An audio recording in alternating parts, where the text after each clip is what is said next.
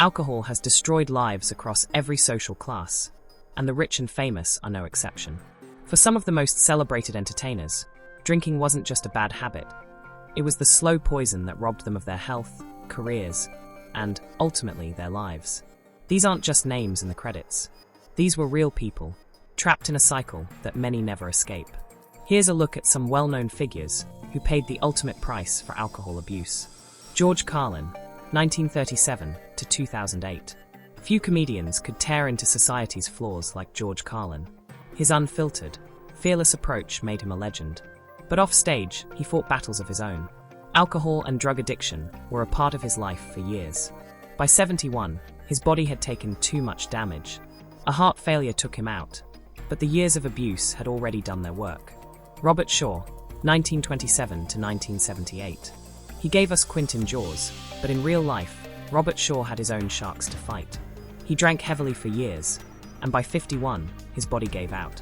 A heart attack ended his life, and doctors didn't need to look far for the cause. His years of alcohol abuse had done enough damage. Ian Curtis, 1956 to 1980. Joy Division's frontman had a voice that could haunt you, but his demons were louder. Depression, epilepsy, and heavy drinking turned his world into a trap he couldn't escape. At just 23, he ended his own life. His drinking didn't kill him directly, but it fueled the despair that did. Ray Milland, 1907 to 1986. Winning an Oscar for playing an alcoholic in The Lost Weekend was one of Hollywood's cruel ironies. Ray Milland didn't just act the part, he lived it. He fought alcohol abuse for years, and though he tried to pull himself out, the damage was done.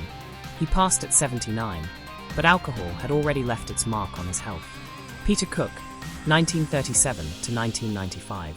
Sharp wit, brilliant timing, and a mind for satire. Peter Cook had it all, but years of drinking took their toll. His body couldn't keep up, and at 57, his liver gave out. A gastrointestinal hemorrhage took his life, a direct hit from years of excess. William Holden, 1918 to 1981. A Hollywood giant, gone in the worst way imaginable. William Holden didn't die on a set or in his sleep. He died drunk and alone. He fell, hit his head, and bled out. A death that never should have happened. But that's how alcohol works. It waits for the worst possible moment, and then it takes everything. Alcoholism doesn't care who you are.